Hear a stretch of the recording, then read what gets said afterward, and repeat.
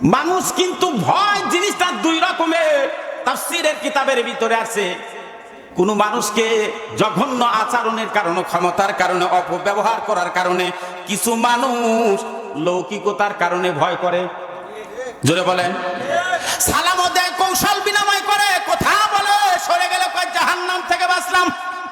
তোমরা যখন জান্নাতের বাগানে যাতায়াত করো, তোমরা সেখানে খুব করে সময় লাগাও, তোমরা সেখানে খুব করে সময় লাগাও।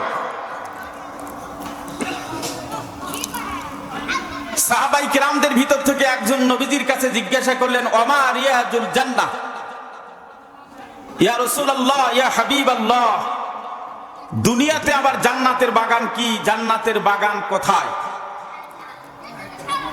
নবীজি এই সাহাবীর প্রশ্নের জবাবে বললেন, ক্বালা হিলাকুজ যিকির। জোরে বলেন সুবহানাল্লাহ।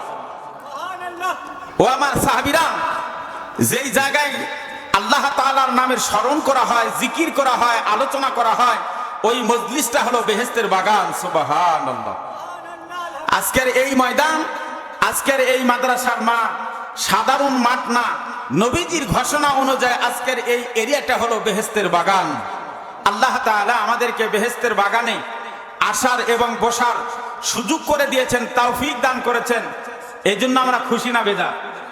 জোরে বলেন ভাই। আমরা খুতবার বয়ানে একটা হাদিস প্রায় প্রায় আমাদের কানে আসে। নবীজি বলছেন, মাইয়ুরিদিল্লাহু বিহি খায়রান ওয়া ইউফাক্কিহু ফিদ্দিন। আল্লাহ পাক রব্বুল আলামিন যাকে ভালোবাসেন, যার কল্যাণ কামনা করেন, আল্লাহ পাক সর্বপ্রথম তাকে দ্বীনের বুঝ দান করেন। সুবহানাল্লাহ। সর্বপ্রথম তাকে কি দান করেন? দ্বীনের বুঝ দান করেন। আল্লাহ পাক রব্বুল আলামিন কালামে পাকে তিনিও ইরশাদ করেছেন, আফা মান শারাহাল্লাহু সাদরাহু লিল ইসলাম। আল্লাহ পাক রব্বুল আলামিন বলেন, কোরআন হাদিসের আলোচনা শোনা সকলের নসিবে হয় না। আমি আল্লাহ পাক রব্বুল আলামিন যার অন্তরকে, যার দিলকে ইসলামের জন্য খুলে দিই, একমাত্র তারই নসিবে হয় দ্বীন শোনা, বোঝা এবং আমল করা। আল্লাহু আকবার। ভাই,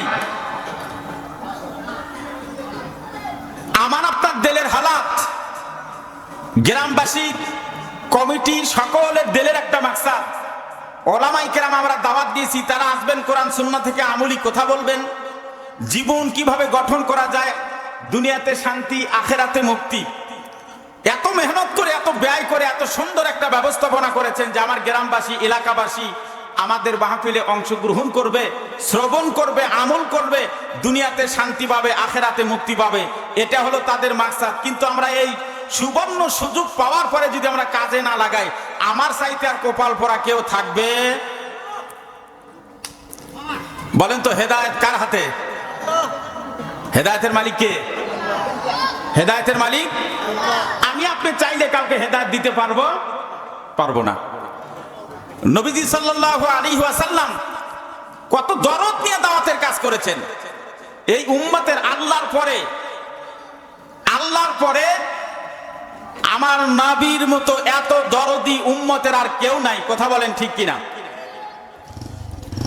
নবীজি 13 বছর মক্কার জমিনে দাওয়াতের কাজ করছে। কত বছর? ভাই, একটু সবুর ধৈর্যের সাথে আমরা বলবো। আল্লাহ পাক রব্বুল আলামিন আমার নবীকে নবুয়তির জিম্মাদারি দেওয়ার পরে মক্কাতুল মুকাররমায় 13 বছর, মক্কাতুল মুকাররমায় 13 বছর মেহনত করেছে। সকলের তাকদীরে কালেমা, ঈমান জুটে নাই। এমন কি নবীজি বয়ান করেন যে আল্লাহ পাক আমার মার রেহেমে থাকাকালীন বাবাকে দুনিয়া থেকে নিয়েছেন। 6 বছর 15 অথবা 16 দিনে আল্লাহ বাবাকে নিয়েছে, মাকে নিয়েছেন। মাকে আল্লাহ তাআলা দুনিয়ার জমিন থেকে নেওয়ার পরে আমার জিম্মাদারি নিয়েছিলেন আমার দাদা।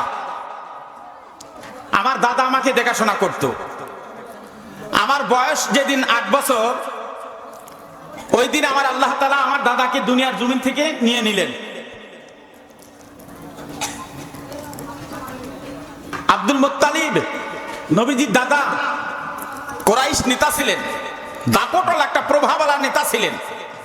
তো বাইতুল্লাহর চত্বরে তার মৃত্যু। বাবা যদি অসুস্থ হয়ে পড়ে, হালাতে গড়গড়া শুরু হয়ে যায়, ছেলে মেয়ে আর কি তাকে ঠিক অন্য কোথাও যায়? যায় না।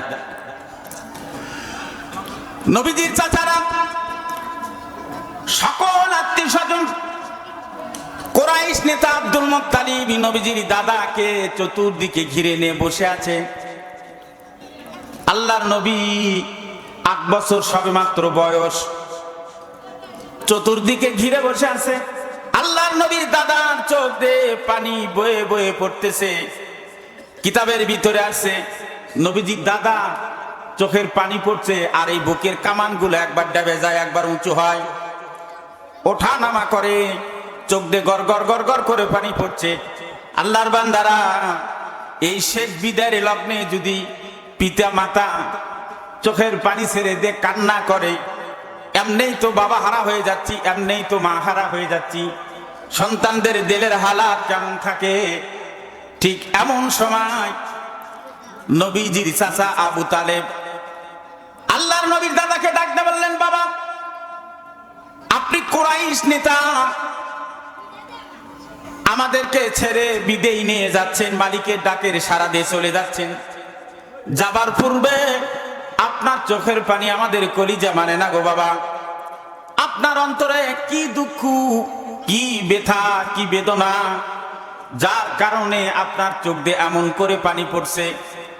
বাবা গো, মেহেরবানি করে আমাদেরকে খুলে বলুন, আমরা চেষ্টা করব আপনার এই চোখের পানি বন্ধ করা। কি দুঃখ আপনার? চাপা কান্না বেড়ে গেল। সন্তান আবু তালেব যখন আমার নবীজির দাদাকে জিজ্ঞাসা করলেন, বাবা এই বিদায় লগ্নে আপনার চোখের ভিতরে পানিটা কেন? নবীজির চাচা ডাকতে বলে, বেটা শোন, এই বিদায় লগ্নে আমার চোখের পানি দুনিয়ার কোনো স্বাদ মিটানোর জন্য না, দুনিয়ার কোনো চাহিদা মিটানোর জন্য না, উন্নত মানে খাবারের কোনো চাহিদা আমার নাই, অন্য কোনো চাহিদা, দুনিয়ার কোনো চাহিদা আমার নাই। বাবা তাহলে চোখের পানি কেন? আল্লাহর নবীর দাদা ডাকতে বলে, আবু তালিব তুই কি তাহলে আমার এই কথাটা ভালো করে গুরুত্ব দিয়ে শুনবি? বলেন, জি শুনবো বাবা। আল্লাহর নবীর দাদা ডাকতে বলেন, বেটা রে, আল্লাহ পাক রব্বুল আলামিন আমার আব্দুল্লাহকে, মুহাম্মাদুর রাসূলুল্লাহ যখন গর্ভে ছিল আমিনা, ওই সময় তার বাবাকে দুনিয়ার জমিন থেকে নিলে 6 বছর 16 দিন অথবা 15 দিন বয়সে মাকে নিলেন। আমি দাদা আব্দুল মুত্তালিব কলিজার তাপ দিয়ে আমি বড় করতেছিলাম। আজকে আমার আল্লাহ তাআলা আমাকেও নেবেন, আমিও চলে যাব, হয়তো জানি না কখন আমার বিদায় ঘন্টা বেজে যাবে। ও বেটা, আমার ভয়, আমার চিন্তা, আমার ব্যথা, আমি বিদায় নিলে আমার ইতিম মোহাম্মদ কার ছায়া তলে থাকবে? আমার মোহাম্মদ একটু ছায়ার জন্য যার কাছে দাঁড়ায়, অল্প সময় সে ডালটা ভেঙে যায়। যেই গাছের নিচে দাঁড়ায়, অল্পক্ষণে সেই গাছের ডালটা ভেঙে পড়ে যায়। আজকে আমিও বিদায় নিতেছি, আল্লাহ আমারে হয়তো তুলে নিবে, আমারও বর্তমানে আমার মোহাম্মদের জিম্মাদারি কে নিবে, লালন পালনের জিম্মাদারি কে নিবে? এই চিন্তায় আমার ভালো লাগে না রে বেটা, আমার কেন জানো দিল থেকে ভালো লাগে না। আমার চোখ দিয়ে পানি পড়ে, আমার বুকের কামানগুলো ডাবা ওটা করে, ওঠা নামা করে, ওঠা নামা করে। আল্লাহর বান্দারা, আব্দুল মুত্তালিবের কথা শুনে আল্লাহর নবীজির চাচা আবু তালেব ডাকতে বললেন, বাবা ভালো করে শুনু, আমাকে আল্লাহ তাআলা যতদিন বেঁচে রাখবে, আমি আমার ভাতিজা মুহাম্মাদুর রাসূলুল্লাহ সাল্লাল্লাহু আলাইহি ওয়াসাল্লামের জিম্মাদারি আমি নিয়ে নিলাম। জোরে বলেন সুবহানাল্লাহ। আল্লাহর নবী বলেন, কেমন জিম্মাদারি আমার চাচা পালন করেছেন একটু ভালো করে শুনেন রে বাবা। ধারাবাহিক আলোচনা করার জন্য আমি যে সাবজেক্টটা নির্বাচন করেছিলাম বলবো ইনশাআল্লাহ বিদায়ের আগে। তবে মাহফিলটা সুন্দর হোক, মাহফিল কিছু মানানসই হোক। আল্লাহর বান্দারা, এখনো গ্রামের ভিতরে যারা আছে দোকানপাটে শাসটলে যারা আছেন বাবা, আপনাদের পায়ে হাত দিয়ে বলি আর সময় নষ্ট করবেন না। আসেন গো আসেন, কোরআনের মাহফিলে আসেন, ওলামায়ে কেরামের মজমায় আসেন। এই সময় হতে পারে আজকের এই মাহফিলটা আমার জীবনে নাজাতের জন্য, হেদায়েতের জন্য ওসিলা হতে পারে, কারণ হতে পারে। এ বাবা আমার ভাই আমার একটু খেয়াল করেন, নবীজি নিজে বয়ান করেন, আমার দাওয়াতের জীবনে, আমার নবুয়তির জীবনে দুইটা আমার ছাতা ছিল। এই দুইটা ছাতা সব সময় আমাকে ছায়া দান করত। আল্লাহর বান্দারা, আমরা সাধারণত ছাতিটা ব্যবহার করি হলো প্রচন্ড রোদের ভিতরে আমরা ছাতি ব্যবহার করি, এবং মুষলধারে বৃষ্টি, আকাশে যদি বৃষ্টি নামে, জমিনে যদি বৃষ্টি নামে, ওই সময় আমরা ছাতা ব্যবহার করি। কিন্তু নবী বলে আমার জীবনের ছাতা ছিল দুইটা। এক নাম্বার ছাতার নাম হলো উম্মতের রুহানি আম্মা, আম্মা জান খাদিজাতুল কুবরা রাদিয়াল্লাহু তাআলা আনহা। আর নবী বলেন দুই নাম্বার ছাতার নাম ছিল আমার চাচা আবু তালেব। আল্লাহু আকবার। এ বাবা আমার ভাই আমার, নবীজি বলেন আমার চাচার বাসায় যদি চুলায় রান্না হতো, চুলায় যদি আগুন জ্বলতো, তাহলে আমার মুখে খানার লোকমা যেত। আর আমার চাচার বাসায় যদি চুলায় আগুন না জ্বলতো, আমার মুখে খানার লোকমা যাইতো না, আমার পেটে ক্ষুধা নিবারণ হইতো না। আমার চাচার বাসায় যদি চুলায় রান্না হইতো, আমার মুখে খানা উঠতো, খানার লোকমা উঠতো। এ বাবা আমার ভাই আমার, আবু তালেব নবীজিকে কত মুহাব্বত করেছেন, কত ভালোবেসেছেন।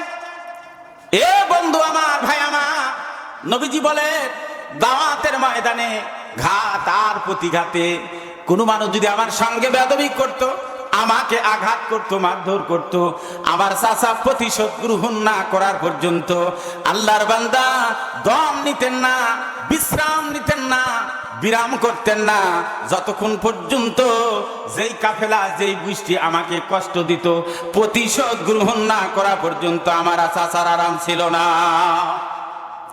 এ বাবা আমার ভাই আমার, নবীজি কালেমা পড়ানোর জন্য, জাহান্নামের আগুন থেকে বাঁচানোর জন্য এতবার চেষ্টা করলেন, দাওয়াত দিলেন, পর্বনি দেরি আছে, এখন না তখন, এই রকম করতে করতে আল্লাহর বান্দারা আল্লাহর হাবিব সাল্লাল্লাহু তাআলা আলাইহি ওয়াসাল্লামের জীবনে আরে পাশাপাশি দুটি শোক, মারাত্মক শোক আমার আল্লাহ তাআলা দিয়েছিলেন এতিম নবীকে। আল্লাহর বান্দারা, আবু তালেব আমাদের রুহানি আম্মা জান খাদিজাতুল কুবরা রাদিয়াল্লাহু তাআলা আনহার মৃত্যু পাশাপাশি কয়েকদিন কম বেশি হবে। আল্লাহর বান্দারা, আল্লাহর নবীর চাচা বারবার তখন নবীকে ফিরায় দেয়। এক পর্যায়ে নবীজি আমার গ্যারান্টি দিলেন, ওগো চাচা, আপনি লিডার মানুষ, আপনি নেতা মানুষ, আপনার সম্মান একটা আলাদা, আপনি আমাকে বিশ্বের নেতা হিসেবে, সর্বকালের সর্বযুগের সর্বশ্রেষ্ঠ নেতা হিসাবে মানতে আপনার দিলে কষ্ট লাগছে, ইতস্তি লাগছে। এত বড় নেতা হয়ে আমার মতন মানুষকে বিশ্ব নেতা কেমনে মানবেন? ওগো চাচা, ভালো করে শোনেন, আল্লাহ তাআলা কালেমার ভিতরে দুইটা অংশ দিয়েছে, একটা হলো তাওহীদ, একটা হলো রিসালাত। একটা কি ভাই? একটা হলো তাওহীদ, লা ইলাহা ইল্লাল্লাহ। এই অংশের ভিতরে আবার দুইটা পার্ট আছে, একটা হলো নাস্তিকতা আর একটা হলো আস্তিকতা। যারা বলে লা ইলাহা ইল্লাল্লাহ, এরা হলো আস্তিক। আর যারা বলেন দেয়ার ইজ নো গড, আল্লাহ বলতে কিছু নাই, আমি এমনি দুনিয়াতে আসছি আবার এমনি চলে যাবে, এরা হলো নাস্তিক। এরা কি? এরা হলো নাস্তিক। এই ছেলেপেলে কথা বলো কে ভাই? ভাই রাগ করবেন না, আমি বেয়াদবি ক্ষমা চাচ্ছি, কর্তৃপক্ষ একটু দেখেন। আমি যেহেতু উত্তর দুঃখে বসে আছি, বাম সাইডের সামিয়ানা মাদ্রাসার চত্বরে আওয়াজ হচ্ছে ভাই, আমার বলা বেয়াদবি হলে মাফ চাই। আর যদি কোনো ব্যবস্থা নেওয়া যায় একটু করলে ভালো হবে, মাহফিলের জন্য বরকত হবে। আপনারা কি বলেন? কি বলেন আপনারা? কথার আওয়াজ একটু আস্তে হলে ভালো হয়। আমি বলছি না যে সরে দেন, তা বলছি না, যার যার কাজ তাকে করতে দিতে হবে। কথা বলেন ঠিক কিনা? আল্লাহর বান্দারা, নবীজি চাচাকে অফার দিয়ে দিলেন, চাচা যান কালেমার দুইটা অংশ, একটা হলো তাওহীদ, আল্লাহ তাআলার একত্ববাদ স্বীকার করে নেওয়া, আল্লাহর উপরে ঈমান আনা। আর দুই নাম্বার হলো রিসালাত, নবুয়ত স্বীকার করে নেওয়া। ওগো চাচা ভালো করে শুনে না, আমার পক্ষ থেকে কোনো বাধা নাই, আমার পক্ষ থেকে কোনো আপত্তি নাই, বিচার হবে না। কালেমার দুইটা অংশের তাওহীদ অংশ যদি আপনি পড়ে নেন, আল্লাহর অস্তিত্বকে যদি আপনি স্বীকার করে নেন, চাচা ভালো করে শোনেন, কিয়ামতের ময়দানে বিচার শুরু হওয়ার আগে আমি আল্লাহ তাআলা আপনার হাতখানা ধরে আল্লাহ তাআলার আদালতে দাঁড়াইয়া সুপারিশ করে আল্লাহর অনুমতি নিয়ে সর্বপ্রথম জান্নাতে আপনাকে পৌঁছায় দেব। আবু তালেব এত বড় অফার পাওয়ার পরও কি কালেমা পড়ছে? জোরে বলেন। নবীজির খেদমত করলেন, নবীজির দেখাশোনা করলেন, লালন পালন করলেন, নবীজির জন্য অনেক কিছু করলেন।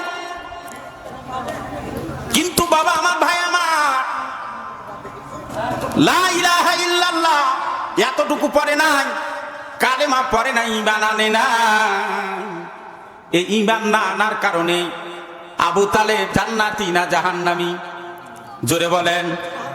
এই কালেমার তাহলে দাম আছে না নাই? হাবশী গোলাম বিলাল,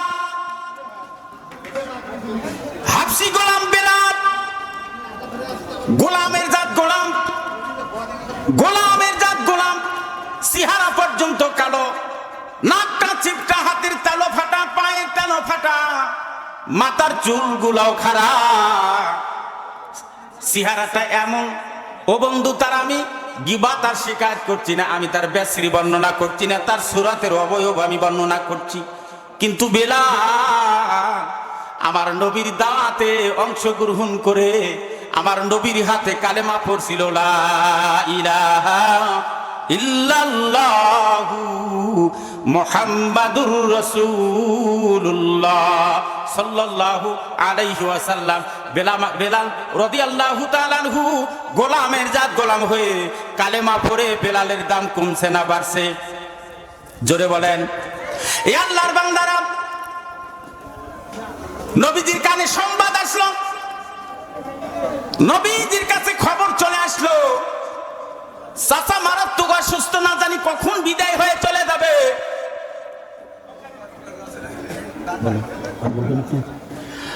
নবীজি যেন কখন বিদায় হয়ে চলে যাবে। আল্লাহর বান্দারা, আমি আপনাদের কাছে একটা জিনিস জানতে চাই, প্রশ্ন করছি না। চাচার মতো চাচা যদি হয়, আদর্শবান ভাতিজা যদি হয়, ভাস্তা যদি হয়, সম্পর্কটা যদি 100-এ থাকে, চাচার মৌতের খবর শুনলে কোন ভাতিজার দিল কি না ভাঙ্গা পারে? এই আল্লাহর বান্দারা, নবীজির কানে যখন চলে গেল, আবু তালেব অন্তিম শয্যায় কখন যেন রব্বে কারীমের ডাকে বিদায় হয়ে চলে যাবে। আল্লাহর হাবিব সাল্লাল্লাহু তাআলা আলাইহি ওয়াসাল্লাম দৌড়ে চলে গেলেন চাচার কাছে।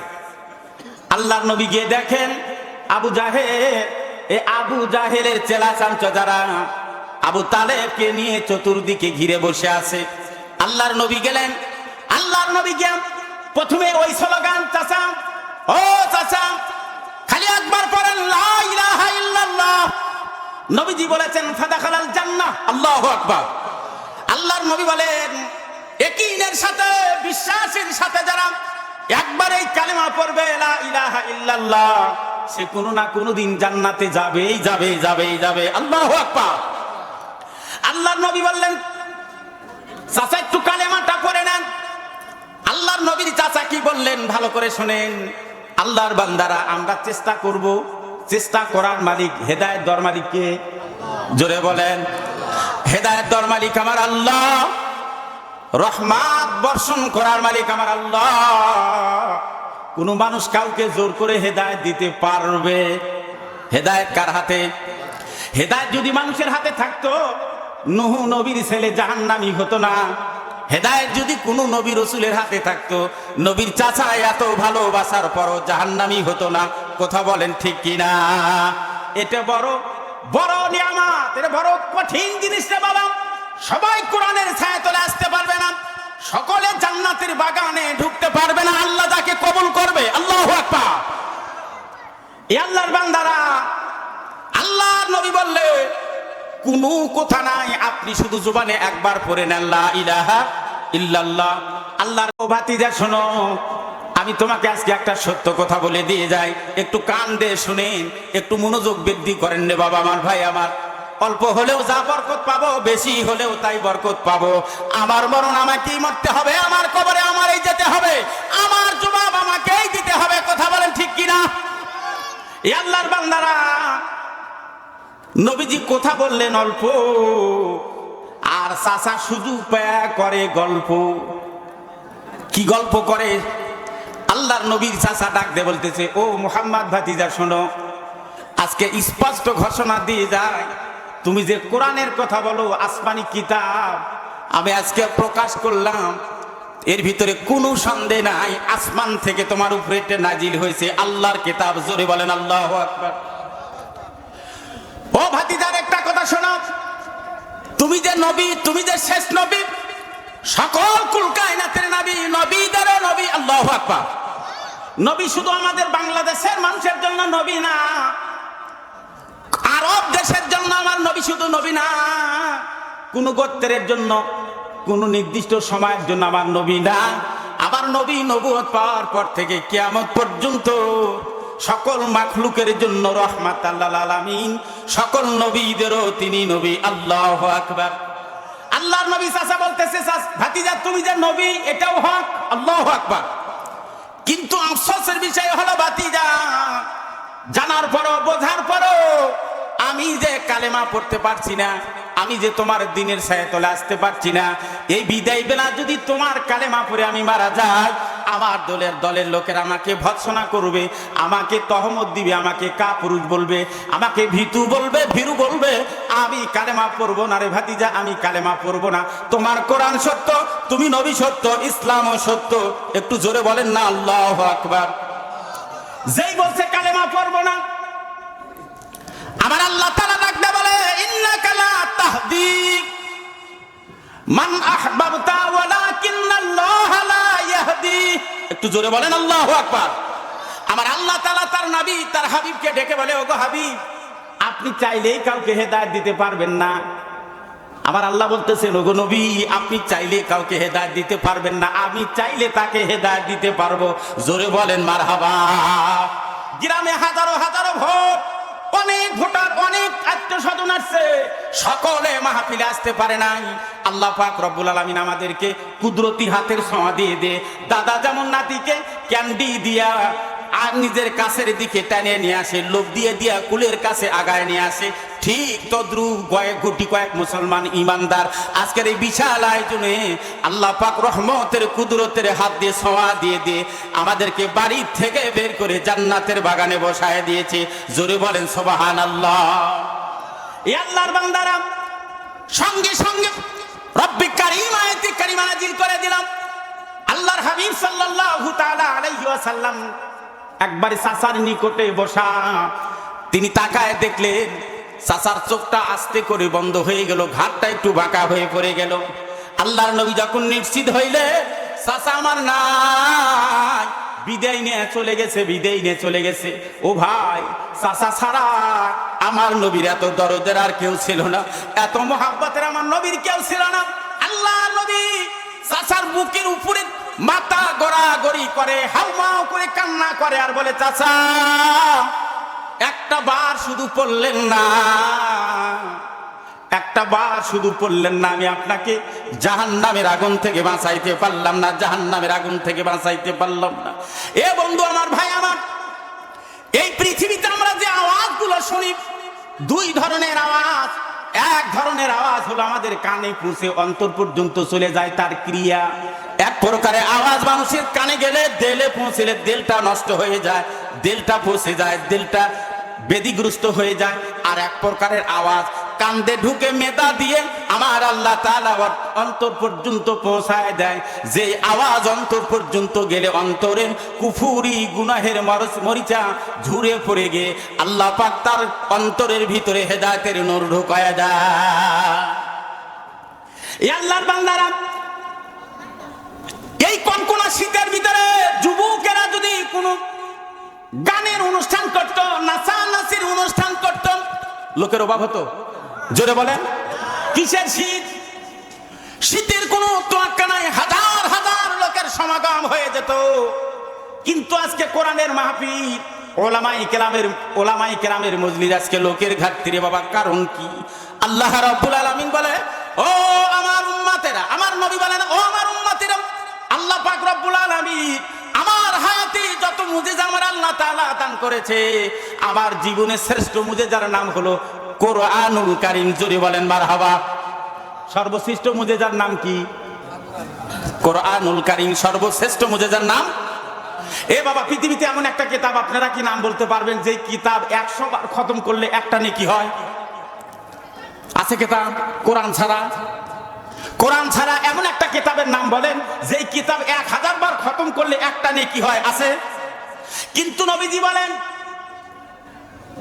এমন একটা নিয়ামত আল্লাহ তাআলা আমাকে দান করেছেন, উম্মতের জন্য আমার আল্লাহ তাআলা জীবনের গাইড বুক হিসেবে আল্লাহ তাআলা আমার উপরে দীর্ঘ 23টি বছরের সামথিং কিছু সময় লেগেছে নবীর উপরে এই কোরআনুল কারীম সম্পূর্ণ নাজিল হওয়ার জন্য।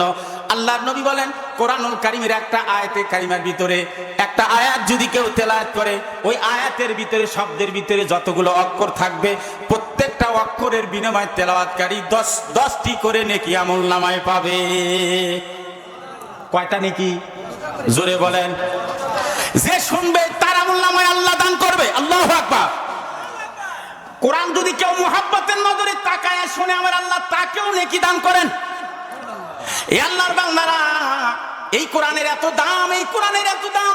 কোরআনের সাথে যারা সম্পর্ক কায়েম করবে, কোরআনের সাথে যারা মুহাব্বত কায়েম করবে, আল্লাহর বান্দারা এই কোরআন তাদেরকে জান্নাত পর্যন্ত নিয়ে ছাড়বে। আল্লাহু আকবার। আল্লাহর বান্দারা আসুন, এখনো যারা মাহফিলে আসেন নাই, রাস্তাঘাটে দোকানপাটে যারা সময় কাটাইতেছেন, আমি আপনাদেরকে অনুরোধ করব, আর সময় নষ্ট করবেন না। বহুদূর থেকে আমাদের মেহমান আসছে, অনেক দামি মেহমান, অনেক সুন্দর আলোচনা করবে, আর আমরা এদিক সেদিক সময় নষ্ট করব না। আল কোরআনের মাহফিলে আমরা এসে বসে যাব ইনশাআল্লাহ। একটু মহব্বতে জিকির করেন না, লা ইলাহা ইল্লাল্লাহ। জোরে জোরে, লা ইলাহা ইল্লাল্লাহ, লা ইলাহা ইল্লাল্লাহু মুহাম্মাদুর রাসূলুল্লাহ সাল্লাল্লাহু আলাইহি ওয়াসাল্লাম। বাবাজি আমার, ভাই আমার, আমি আপনাদের খেদমতে কোরআনুল কারীম থেকে একটা আয়াতে কারিমা তেলাওয়াত করেছি। নবী পাকের হাদিস থেকে, অগণিত অসংখ্য বাণী থেকে ছোট্ট একখানা হাদিস আমি আপনাদেরকে পাঠ করে শোনাইছি। আয়াত এবং হাদিসকে সম্মুখে রেখে কিছু কথা বলবো। আপনাদের কাছে দোয়া চাই, আপনারা দোয়া করবেন না? জোরে বলেন। আমি আপনাদেরই ছেলে ভাই, আপনাদের কাছে আমার দোয়া চাওয়ার অধিকার আছে না নাই? তাহলে একটু দিল থেকে দোয়া করেন, আমি অল্প সময় যা কথা বলি, আল্লাহ যেন দরকারি কথা বলার তৌফিক দান করেন, আমিও আমল করতে পারি, যারা শুনবে তারাও যেন আমল করতে পারেন। বলেন আমিন। আল্লাহর বান্দারা, আল্লাহ রাব্বুল আলামিন কোরআনুল কারীমের ভিতরে ঈমানদারদেরকে ডাক দিয়ে বললেন, ইয়া আইয়ুহাল্লাযীনা আমানুত্তাকুল্লাহ। হে ঈমানদার নারী পুরুষেরা, একটু ভালো করে খেয়াল করবেন। আল্লাহ পাক রব্বুল আলামিন মায়া করে, দয়া করে ডাক দিয়ে বলেন, হে দুনিয়ার ঈমানদার নারী পুরুষেরা, শোন, তোমরা সকলে আমি আল্লাহকে ভয় করো। কাকে ভয় করবে? ঈমানদার। জোরে বলেন। আল্লাহকে ভয় করার কথা আমার আল্লাহ তাআলা বলছেন। আর আমার আল্লাহ তাআলা বলছেন, ওয়াকুনু মা'আস সাদিকিন। আল্লাহকে ভয় কর আর সত্যবাদীদের সঙ্গী হয়ে যা। তুইও একদিন সত্যবাদী হয়ে দুনিয়ার জমিন থেকে চলে যাবি। আল্লাহু আকবার। এই আল্লাহর বান্দারা, কোরআনুল কারীমের ভিতরে আল্লাহকে ভয় করো এই শব্দটা আমার আল্লাহ তাআলা এত অগণিত অসংখ্যবার ব্যবহার করেছেন। আমার আল্লাহ তাআলা তাকওয়া শব্দটা এত পরিমাণে ব্যবহার করেছেন। তাকওয়া, এই তাকওয়া শব্দটা হলো আরবি, আর বাংলা যার অর্থ হলো ভয় করা। তাকওয়া মানে কি? তাকওয়া এটা হলো আরবি শব্দ, যার বাংলা অর্থ হলো ভয় করা। বাংলা অর্থ কি? কাকে ভয় করা? আল্লাহকে ভয় করা। আর আরো অর্থ আছে, আমি বিস্তারিত অত যাব না, অল্প সময় আপনাদেরকে নিয়ে একটু মোজাকারা করব। আল্লাহর বান্দারা, আল্লাহকে আমরা কেন ভয় করব? আসসালামু আলাইকুম ওয়া রাহমাতুল্লাহ। সম্মানিত আমার ভাই আমার, আল্লাহ তাআলা তিনি নিজেই বললেন, হে ঈমানদারেরা, তোমরা আমি আল্লাহ তাআলাকে ভয় করো। কিন্তু আল্লাহকে আমরা কেন ভয় করব? মানুষ ভয় করে পুলিশ দেখে, ঠিক না ভাই? ঠিক। কি জন্যে পুলিশ দেখে ভয় করে? 17 বছর আমরা গেরা কলে পড়া ফ্যাসিবাদের অত্যাচারে আমরা কেন এত পুলিশ দেখে ভয় করি? পুলিশ মানেই হলো লাঠি দিয়া বাড়ি দিবি, ধরেই বাড়ি। র্যাবের বাড়ি চাইতে পুলিশের চেহারা চাইতে যদি কোনো বাঙালি র্যাবের পোশাক দেখে ভয় কম করে না বেশি করে? কারণ পুলিশের চেয়ে বাইরানের কোয়ালিটি র্যাবদের আলাদা। এ বাবা আমার ভাই আমার, বর্তমানে সৈনিকের পিটানি দেখলেও মানুষ ভয় করে। কিছুদিন পূর্বে নেট গরম হয়ে গেছিল, গোপালগঞ্জের লোকদের জন্য বসে গেলে 50, দাঁড়িয়ে গেলে 700। যদি কেউ দাঁড়িয়ে যায় 700 ভাড়া, আর যদি কেউ সিটে বসে যায় 50 টাকা। তার মানে হলো এমন সাইজ করাই করছিল সৈনিকেরা, পাছার ভিতরে এমন গরম করাই করছে, বসতে পারে নাই। এই জন্য বসলে 50, দাঁড়ায়া যদি কেউ ঢাকা যায় 700। আমার আল্লাহ তোর এমন, আমার আল্লাহ পুলিশ না, আমার আল্লাহ সন্ত্রাস না, আমার আল্লাহ ডাকাত না। আল্লাহকে ভয় করব কেন? মানুষ কিন্তু ভয় জিনিসটা দুই রকমের। তাফসীরের কিতাবের ভিতরে আছে, কোন মানুষকে জঘন্য আচরণের কারণে, ক্ষমতার কারণে, অপব্যবহার করার কারণে কিছু মানুষ লৌকিকতার কারণে ভয় করে। জোরে বলেন। সালামও দেয়, কৌশল বিনিময় করে, কথা বলে, সরে গেলে কয় জাহান্নাম থেকে বাঁচলাম। আল্লাহ তাড়াতাড়ি নেয় না কে? এই জালেমকে দুনিয়া থেকে আমার আল্লাহ তাড়াতাড়ি নেয় না কে? আবার আরেকটা ভয় আছে, দেখবেন আদর্শবান নেতা, আদর্শবান সামাজিক কোনো মানুষ, মুরব্বী, হাজি, ওলামায়ে ওলি আল্লাহ যদি দেখে, মানুষ তাদেরকেও ভয় করে। এটা হলো মোহাব্বতের ভয় করা। এই আল্লাহর বান্দারা, আল্লাহ তাআলাকে ভয় করার অর্থ কি? একটু ভালো করে শুনেন, আমি হাতে সময় পাইলাম না, মজবাটা যদি আমি গোছানো পাইতাম, এই তাকওয়ার উপরে কিছু সাজায়া গোজায়া কথা বলার জন্য আমি কিন্তু কিছু সাজায়া গোজায়া নিয়ে আসছিলাম, কিন্তু মাহফিলের সেই পরিবেশ আমি পাই নাই। আল্লাহর বান্দারা, আল্লাহ তাআলাকে ভয় করার অর্থ কি? একটু পরিমাণ আমি আপনাদের সম্মুখে একটু টাচ করে যাই। আল্লাহকে ভয় করার অর্থ হলো, আল্লাহ তাআলা যেইগুলো আমাদেরকে করতে নিষেধ করেছে, ওই সমস্ত কাজ থেকে আমাকে আমার আল্লাহ সরে থাকতে বলছে। এর নাম হলো আল্লাহকে ভয় করা। এর নাম কি? আল্লাহ কেন সরে থাকতে বললেন? কেন করতে নিষেধ করলেন? সমস্ত বান্দার সবচাইতে দরদি কে? জোরে বলেন। বান্দার ভালো মন্দ কে বেশি ভালো বুঝেন? ভালো মন্দ নির্ধারণ কার পক্ষ থেকে হয়? আল্লাহ তাআলার পক্ষ থেকে হয়। এ বাবা আমার, ভাই আমার, আল্লাহ তাআলা আমাদেরকে কেন ভয় করতে বললেন? আমরা কিন্তু 5টা মামলার আসামি। কয় মামলার আসামি? একটা মামলায় এখন তো জীবনের বড়ি হয়ে গেছে অনেক মানুষের। কি কম? এই তো কমন পড়ছে, ছোট একটা পাইছি। একটা মামলা, যেন তেন মামলা হলেই দেখবেন খাওয়া নাই, ঘুম নাই।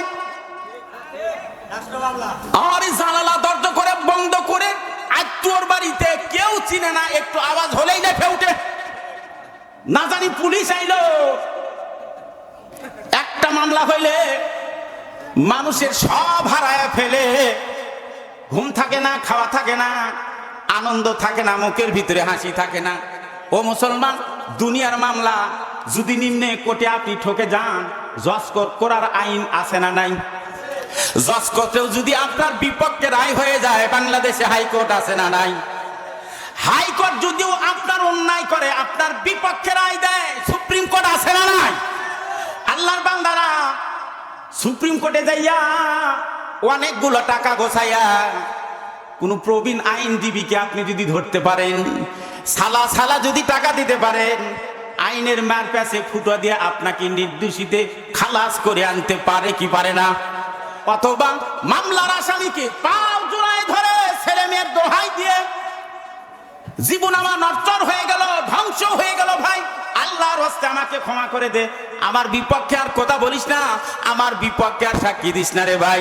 এই মামলার রায় এদিক সেদিক করার সুযোগ আছে না নাই? আছে।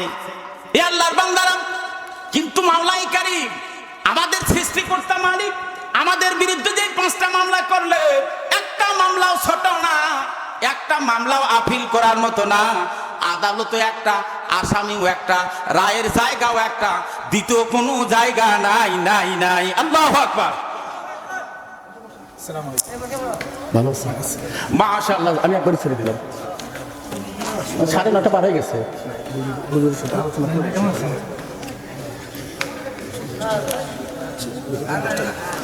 একটা মামলাও ছোট না, সকলগুলা মামলা এমন আকাশ ছোঁয়া, ভাবা যায় না, কল্পনাও করা যায় না। আল্লাহর বান্দারা, যেই মামলার রায় যদি একবার হয়ে যায় আর দ্বিতীয়বার সানি মামলা করার জায়গা না। এই আল্লাহর বান্দারা একটু ভালো করে শোনেন, আল্লাহ রাব্বুল আলামিন মানব জাতিকে এই পৃথিবীতে পাঠায় দেওয়ার পরে আল্লাহ অগণিত অসংখ্য নিয়ামতে আমাদেরকে ডুবাইয়া, একটা মাছ পুকুরের ভিতরে যেমন পানিতে ডুবে থাকে, আল্লাহর বান্দা শ্রেষ্ঠ মাখলুক মানুষ, আল্লাহ এত নিয়ামত দিয়েছে, খালি নিয়ামত আর নিয়ামত। আল্লাহ বলেন, ওয়া ইন তাউদ্দু নি'মাতাল্লাহি লা তুহসুহা। আমার আল্লাহ তাআলা বান্দার জীবন যাপনের জন্য পৃথিবীতে কত নিয়ামত বরাদ্দ করেছে, কোন মানুষকে যদি যোগ্য করে এইটা সংখ্যা বাড়ি করার জন্য যদি চাকরি দেওয়া হয়ে যায়, তার হায়াত পুরে যাবে। কিয়ামত পর্যন্ত যদি কোনো মানুষকে আল্লাহর নিয়ামত গুণে সংখ্যা বের করার জন্য যদি চাকরি দেওয়া হয়ে যায়, কিয়ামত হয়ে যাবে, নিয়ামতের সংখ্যা বের করতে পারবে না। আওয়াজ দিয়ে বলেন আল্লাহু আকবার। এ মুসলমান বাবা আমার, ভাই আমার, রাত্রির অন্ধকারের এই আরাম কেনে? এই রাত যদি না হয়তো কৃষকের কৃষকগিরি চলতো না, অফিসারের অফিসারগিরি চলতো না, ড্রাইভারের ড্রাইভারগিরি চলতো না। জোরে বলেন ঠিক কি? এ বাবা আমার, ভাই আমার, লাগাতার কোনো মানুষ যদি 2 দিন 3 দিন ঘুমাইতে না পারে, পাবনা ছাড়া উপায় থাকে, রাত উপভোগ করে কে? মানুষ।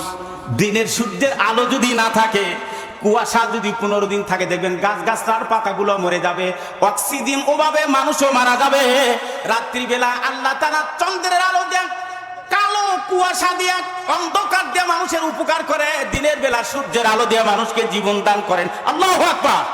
এ বাবা আমার, ভাই আমার, গরুর গোশগুলো আপনি খান, হাড্ডিটা কুকুরের দিকে ছড়ে মারেন, ইলিশ মাছ মোজা করে আপনি খান, কাঁটাটা বিড়ালের দিকে দিয়ে দেন। এ বাবা আমার, ভাই আমার, গাভীর ওলানে পালানে দুধ আসে বাচ্চার কারণে, রাত্রি 10টায় আটকায়া দিনের 4টায় পানায় নেন, এত মজা করে খাও। আসলে ওর পালানে ওলানে দুধ আল্লাহ দিছে তার বাচ্চার কারণে। কথা বলেন ঠিক কিনা? আল্লাহর বান্দারা, যখন বেল হওয়া শুরু হয়ে যায়, বাচ্চা দেখবেন সিগন্যাল দেয়, মাকে বুঝায়, মা আমার ক্ষুধা লাগছে, আমার পেট চৌচির করতেছে, মানে খাইতে দেয়, আমার গলা শুকে গেছে। যখন সিগন্যাল দেয়, মাও একটা সিগন্যাল দেয়, দেখবেন মা বুঝায়, মা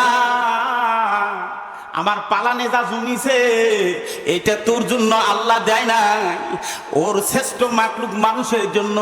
ওরা দহন করে নেওয়ার পরে আমি যা পারি তোর জন্য রাখবো, নেবার পরে তোর তকদিরে মিলবে, এর আগে আমার কিছুই করার নাই। ওরা শ্রেষ্ঠ মাখলুক, আল্লাহর বান্দা। আওয়াজ দিয়ে বলেন আল্লাহু আকবার। এই উনপান কোলা খান আপনি সুস্থা ফেলে দেন ছাগলের কাছে। কথা বলেন না কেন? এই আল্লাহর বান্দারা, শীতের দিন না আসলে খেজুর গুড় পাইতেন না, এত মজার পিঠাও আপনি পাইতেন না। গরমের দিন না আসলে কাঁঠাল পাকতো না, লিচু পাকতো না, আম পাকতো না, তাল পাকতো না। এই পৃথিবীতে যা চোখে দেখি আর যা আমি আপনি চোখে দেখতে পারি না, অনুমান করতে পারি না, সব কিন্তু আল্লাহ তাআলা আমাদের জন্য বরাদ্দ করেছে। আর আল্লাহ একমাত্র মাখলুককে তার জন্য বরাদ্দ করেছে, ওই মাখলুকের নাম হলো মানুষ। কিন্তু মানুষ এত বড় নিমক হারাম, মালিক চিনে না। এই তুমি আর আমি যে অহংকার করি, গর্ব করি, এই শরীরের কোন অঙ্গটা তোমার অধীনে আছে? এই যে চশমা ছাড়া আর কোরআন পড়তে পারি না,